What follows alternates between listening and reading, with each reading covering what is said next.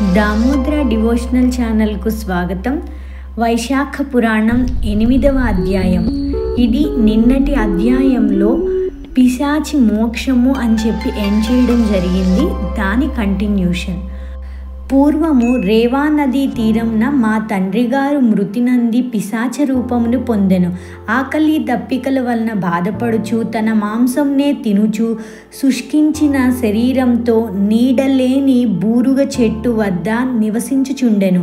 పూర్వం చేసిన పాపముల వలన ఆకలి దప్పికల చేత బాధపడుతున్న వాని కంఠమున సన్నని నందం ఏర్పడినది.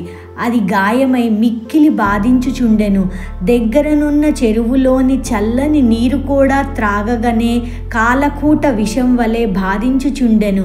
నేను గంగాయాత్ర చేయవలయునను కోరికతో ప్రయాణం చేయుచు దైవికంగా నా ప్రదేశమునకు వచ్చి తిని నీడలేని బూరుగ చెట్టుపై ఉండి ఆకలి దప్పికల బాధను భరింపలేక తన మాంసమునే తినుచు దుఃఖభారమున కంఠబాధను అనుభవించలేక అరుచుచున్న ఆ పిశాచమును చూచి అబ్బురపడి తిని ఇదేమి అద్భుతమా అని అనుకుంటిని. పిశాచ రూపమున ఉన్న అతడు నన్ను చూసి చంపవచ్చెను. కానీ నా ధార్మిక ప్రవర్తన బలము వలన నన్నేమియూ చేయలేకపోయెను. నేనును వానిని చూచి జాలిపడి ఓయి భయపడుకుము, నీకు నా వలన నే భయము రాదు. నీవెవరవు, నీకిట్టి బాధ కలుగుటకు కారణమేమి, వెంటనే చెప్పుము, నిన్నీ కష్టము నుంచి విడిపించుదనని పలికితిని. నేనతని పుత్రుడనని అతడు గుర్తింపలేదు. నేనును నా తండ్రి అని గుర్తింపలేకపోతిని. అప్పుడు ఆ పిశాచ రూపముననున్న అతడిట్లు పలికెను, నేను భూవరమను పట్టణమున నివసించు మైత్రుడను వాడను, సంకృతి గోత్రం వాడను, అన్ని విద్యలను నేర్చిన వాడను, అన్ని తీర్థముల యందు స్నానము చేసిన వాడను, సర్వదేవతలను సేవించిన వాడను. కానీ నేను వైశాఖ మాసమున కూడా అన్నదానం ఎవ్వరికీ చేయలేదు. లోభము కలిగి ఉంటిని. ఆ కాలమున వచ్చిన వారికిని భిక్షమునైనను ఇయ్యలేదు. కావున నాకీ పిశాచ రూపం వచ్చినది. ఇదియే నా ఈ దుర్వస్థకు కారణము. శృతదేవుడను పుత్రుడు నాకు కలడు. అతడు ప్రసిద్ధి కలవాడు. వైశాఖమున కూడా అన్నదానం చేయకపోవుటచే నేనిట్లు పిశాచ రూపమును నంది తిని అని నేనిట్లు బాధపడుతున్నాననియు వానికి చెప్పవలయును. నీ తండ్రి నర్మదా తీరమున పిశాచమై ఉన్నాడు, సద్గతిని పొందలేదు, బూరుగు చెట్టుపై ఉన్నాడు, తన మాంసమును తానే తినుచు బాధపడుతున్నాడని చెప్పుము.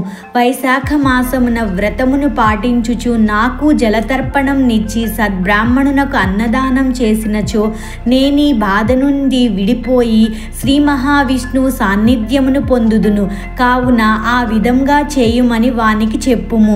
నాయందు దయ ఉంచి నాకీ సహాయమును చేయుము, నీకు సర్వశుభములు కలుగునని చెప్పుము అనుచు ఆ పిశాచి పలికెను. నేను నా తండ్రిని గుర్తించి వారి పాదములకు నమస్కరించి దుఃఖ పీడితునై చిరకాలముంటిని. నన్ను నేను నిందించుకొంటిని, కన్నీరు విడుచుచుంటిని. తండ్రి, నేనే శృతదేవుడను, దైవికముగా నిచటకు వచ్చిన వాడను. తండ్రి, ఎన్ని కర్మలను చేసినను పితృదేవతలకు సద్గతిని కలిగింపనిచో ఆ కర్మలు వ్యర్థములు, నిరర్ధకములు. నీకీ బాధ నుంచి విముక్తి కలుగుటకు నేనేమి చేయవలైనో చెప్పమని ప్రార్థించి తిని. అప్పుడు నా తండ్రియు నన్ను గుర్తించి మరింత దుఃఖించెను. కొంతసేపటికి ఊరడిల్లి మనసు కుదుటపరుచుకొని ఇట్లనెను, నాయన, నీవు తలచిన యాత్రలను పూర్తి చేసుకొని ఇంటికి పొమ్ము. సూర్యుడు మేషరాశి యందుండగా వైశాఖ పూజను చేసి అన్నమును శ్రీ మహావిష్ణువుకు నివేదించి ఉత్తమ బ్రాహ్మణునకు దానమిమ్ము. అందువలన నాకే కాదు మన వంశం వారందరికీ ముక్తి కలుగును. కావున అట్లు చేయమని చెప్పెను. నేనును నా తండ్రి ఆజ్ఞను అనుసరించి యాత్రలను చేసి నా ఇంటికి తిరిగి వచ్చి తిని మాధవునకు ప్రీతికరమైన వైశాఖ మాసమున వైశాఖ వ్రతమును చేయుచు నా తండ్రి చెప్పినట్లుగా శ్రీ మహావిష్ణువును పూజించి నివేదించిన అన్నమును సద్బ్రాహ్మణునకు దానమిచ్చి తిని.